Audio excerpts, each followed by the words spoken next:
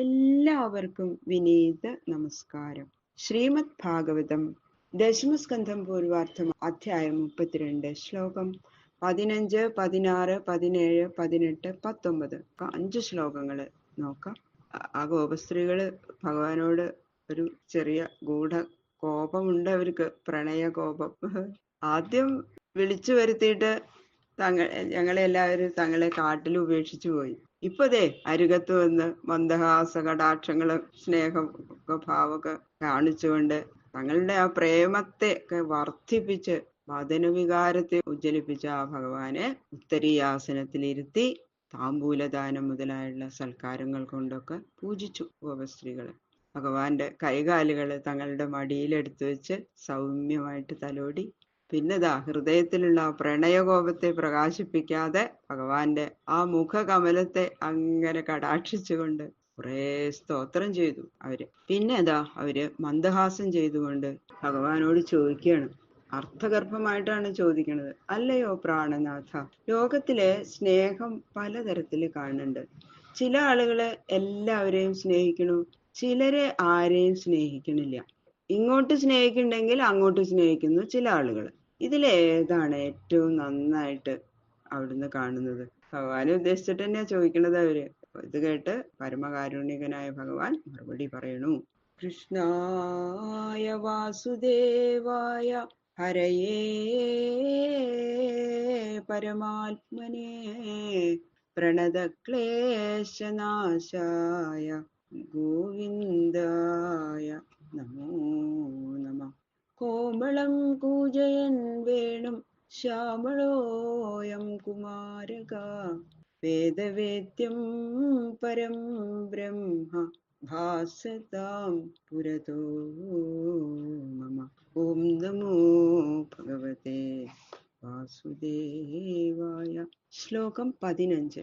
സഭാജയിത്വാ തമനംഗദീപനം സഹാസലീലേക്ഷണ വിഭ്രമപ്രുവാ സംസ്പർശനേനാംഗകൃതാംഘ്രിഹസ്തയോ സംസ്തുത്യ ഈശൽ കുപിതാ ബഭാഷിരേ. ഭഗവാനെ ആ താമ്പൂലദാനം മുതലായിട്ടുള്ള സൽക്കാരങ്ങൾ കൊണ്ടൊക്കെ അവര് എണ്ട പോലെ പൂജിച്ചു. അവരുടെ ഉത്തരീയത്തിലും ആവുന്ന ആസനത്തിലിരുത്തി അങ്ങനെ ഭഗവാൻ സുന്ദര രൂപനായിട്ട് അവരോട് മന്ദഹാസ കടാക്ഷങ്ങൾ, ഓരോരുത്തരും കടാക്ഷങ്ങൾ കൊണ്ട് ഇങ്ങനെ സന്തോഷിപ്പിക്കുകയാണ്. അതാ ഭഗവാന്റെ കൈകാലുകള് അവരുടെ മടിയിലെടുത്തു വെച്ച് സൗമ്യമായിട്ട് ഇങ്ങനെ തലോടിക്കൊണ്ടിരിക്കണം.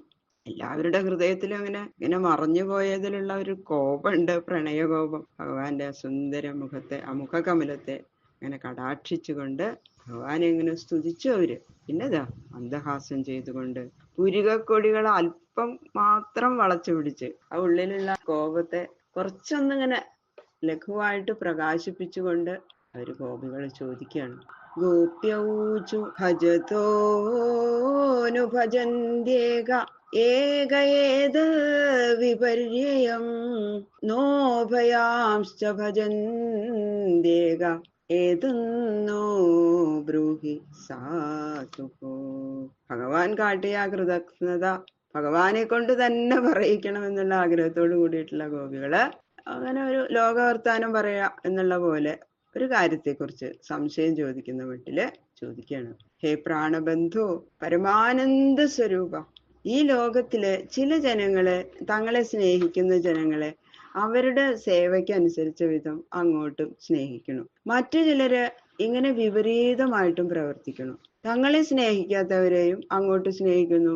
വേറെ ചിലര് സ്നേഹിക്കുന്നവരെയും സ്നേഹിക്കാത്തവരെയും രണ്ടു കൂട്ടരെയും സ്നേഹിക്കണില്ല. ഈ മാതിരി 3 തരക്കാര് ലോകത്തിൽ കാണപ്പെടുന്നുണ്ട്.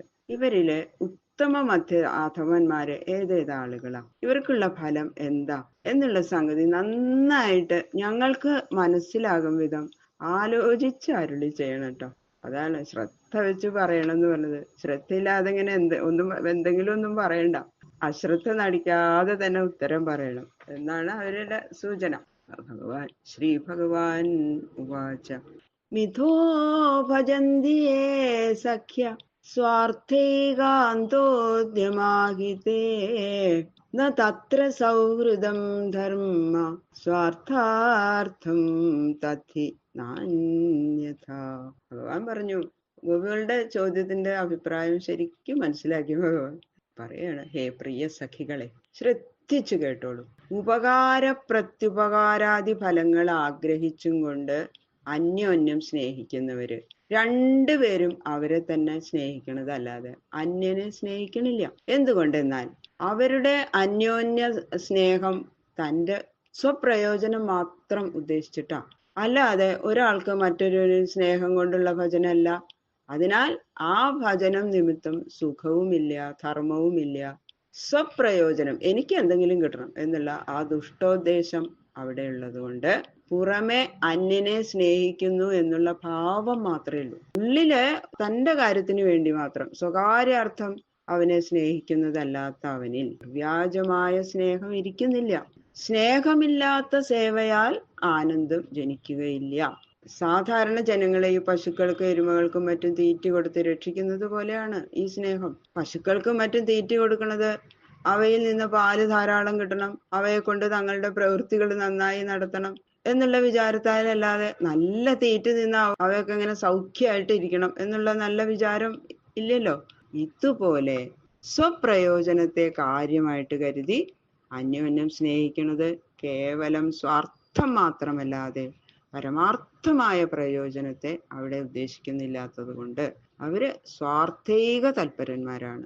ഈ സേവയല്ല നിങ്ങൾ ചെയ്യുന്നതെന്ന് ഞാൻ അറിഞ്ഞിരിക്കുന്നു എന്ന് ഭഗവാന്റെ സഖ്യ എന്ന് സംബോധന ചെയ്തുല്ലോ ഗോപസ്ത്രീകളെ. നിങ്ങൾ അങ്ങനെയുള്ളവരല്ല എന്ന് എനിക്കറിയാം.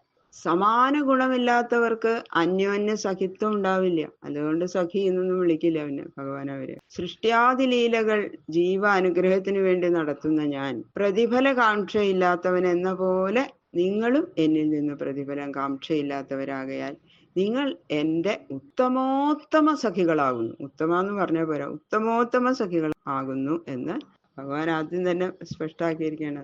ഏ സഖ്യ എന്ന് സന്തോഷപൂർവം അവരെ നോക്കി ചിരിച്ചുകൊണ്ട് വിളിച്ചില്ലേ ഭഗവാൻ. ഭജന്ത്യവജതോ ഏവൈ കരുണാപിതരോ യഥാ ധർമ്മോ നിരപവാദോത്ര സൗഹൃദം ച സുമധ്യമാ. ഹേ സുന്ദരികളെ, തങ്ങളെ സേവിക്കാത്തവരെ അങ്ങോട്ട് സേവിക്കുന്നവര് കരുണാലുക്കളാണ്. മാതാപിതാക്കന്മാര് തന്റെ സന്താനങ്ങളെ സ്നേഹിക്കുന്നത് പോലെ കേവലം കരുണ കൊണ്ട്, ദയ കൊണ്ട് അവര് അന്യരെ സ്നേഹിക്കുന്നതാണ്. ഫലോദ്ദേശമില്ലാതെ അന്യ ദുഃഖത്തെ പരിഹരിക്കണം എന്നുള്ള ആ സതുദ്ദേശം മാത്രം അവർക്കുള്ളത് കൊണ്ട് അവരുടെ ഈ ഭജനത്തില് ധർമ്മവും പ്രാണിസ്നേഹവും ഒക്കെ ഉണ്ട്. അത് സ്പഷ്ടമാണ്. പിന്നെ ഭജിക്കാത്തവരെ ഭജിക്കുന്നവര് രണ്ടു തരക്കാരാ. കരുണയുടെ ആധിക്യം നിമിത്തം ചിലര് സ്നേഹിക്കണു, സ്നേഹാധിക്യം നിമിത്തം ചിലര് ഭജിക്കണു. ഈ രണ്ടു തരക്കാരെ കാണിക്കാനാണ് പിതാക്കന്മാരെ ഉദാഹരിച്ച് കാട്ടിയത്. സന്താന സ്നേഹ ആധിക്യ നിമിത്തം മാതാപിതാക്കന്മാരും പ്രാണികാരുണ്യ നിമിത്തം സജ്ജനങ്ങളും ഭജിക്കാത്തവരെയും ഭജിക്കുന്നവരാകുന്നു. മാതാപിതാക്കന്മാര് അവരിന്ന് കുട്ടികളിൽ നിന്ന് ഒന്നും പ്രതീക്ഷിച്ചിട്ടല്ല അവരെ സ്നേഹിക്കണത്. അതെ, അതുപോലെയാണ് സജ്ജനങ്ങളും. അവര് എല്ലാവർക്കും ഉപകാരം ചെയ്യും, അവിടുന്ന് ഒന്നും പ്രതീക്ഷിച്ചിട്ടല്ല. അപ്പോ സജ്ജനങ്ങളും അങ്ങനെയാണ്. രണ്ടു പേർക്കും പ്രതിഫല കാംക്ഷ ഇല്ല എന്നുള്ളത് നിത്യാനുഭവത്തിൽ ഉൾപ്പെട്ട സംഗതിയാണ്. അതാണ് ഭഗവാൻ പറഞ്ഞതിന്റെ സാരം. ഭജതോപി ന വൈ കേചിൽ ഭജന്ത്യവജതക്കുത ആത്മാരാമാഹ്യാപ്തകാമാ അകൃതജ്ഞാ ഗുരുദ്രുഹ. പിന്നെതാ മൂന്നാമത്തെ ചോദ്യത്തിന് ഉത്തരം പറയണം. ചിലര് തങ്ങളെ ഭജിക്കുന്നവരെ കൂടി ഭജിക്കാത്ത സ്ഥിതിക്ക് ഭജിക്കാത്തവരെ ഭജിക്കുന്നില്ലെന്ന് പിന്നെ പറയേണ്ട ആവശ്യമുണ്ടോ? ഈ തരത്തില് ഭജിക്കുന്നവരെ കൂടി ഭജിക്കാതെ ഇരിക്കുന്ന കൂട്ടത്തില് 4 തരക്കാരുണ്ട്. ആത്മാരാമന്മാര്, ആപ്തകാമന്മാര്, അകൃതജ്ഞന്മാര്, ഗുരുദ്രോഹികള്. ആത്മാവിന്റെ ആനന്ദ സ്വരൂപത്തെ അറിഞ്ഞനുഭവിച്ച മഹാത്മാക്കൾക്ക് അവർക്ക് ബാഹ്യദർശനമൊന്നും ഇല്ലാത്തതുകൊണ്ട് അവരെ ഭജിക്കുന്നവരുടെ ശരീരത്തെ ഒന്നും അവര് കാണുന്നില്ല, അവരതൊന്നും ശ്രദ്ധിക്കണില്ല. പിന്നെ സർവത്ര പരിപൂർണനായ ആത്മാവിനെ മാത്രം കണ്ടുകൊണ്ടിരിക്കുന്ന അവര് സേവ്യ സേവക ഭാവത്തെ തന്നെ അറിയാത്തത് കൊണ്ട് തങ്ങളെ ഭജിക്കുന്ന ഭേദദർശികളെ അഭേദദർശികളായ മഹാത്മാക്കള് ഭജിക്കുന്നില്ല, അവരത് അറിയണില്ല. ബഹിർദർശനം ഉണ്ട് എങ്കിലും വിഷയാശ ലേശവും ഇല്ലാത്തതുകൊണ്ട് ആപ്തകാമന്മാരും അന്യരെ ഭജിക്കുന്ന പ്രവൃത്തിയിൽ അവരുടെ മനസ്സിനെ വ്യാപരിപ്പിക്കുന്നില്ല. പിന്നെ അന്യൻ ചെയ്തിരിക്കുന്ന ഉപകാരത്തെ തിരിച്ചറിയാൻ ബുദ്ധിയില്ലാത്ത മൂഢന്മാരായ അകൃതജ്ഞന്മാര് അവർക്ക് ചെയ്ത ഉപകാരത്തിന് പകരം അങ്ങോട്ട് സേവിക്കേണ്ടതായിട്ടുള്ള ധർമ്മം നിർവഹിക്കാൻ വേണ്ടിയിട്ടെങ്കിലും സജ്ജനങ്ങളെ സേവിക്കണില്ല. ഇത് അവരുടെ മൂഢത നിമിത്തം. ഉപകർത്താ ഗുരുസ്മൃത എന്ന സ്മൃതി പ്രകാരം ഉപകാരം ചെയ്തവൻ ഗുരുവാണ്. ഇങ്ങോട്ട് ഉപകാരം ചെയ്തവർക്ക് പകരം ഉപകരിക്കുന്നില്ല എന്ന് മാത്രമല്ല, ഉപകാരം ഒന്നും ചെയ്യില്ല എന്ന് മാത്രമല്ല, അവരെ ദ്രോഹിക്കുകയും കൂടി ചെയ്യണം. അങ്ങനെയുള്ളവര് അതികഠിനന്മാരാണ്. ബാക്കിയുള്ള ശ്ലോകങ്ങള് നാളെ നോക്കാം. സർവത്ര ഗോവിന്ദ നാമ സങ്കീർത്തനം. ഗോവിന്ദ ഗോവിന്ദ.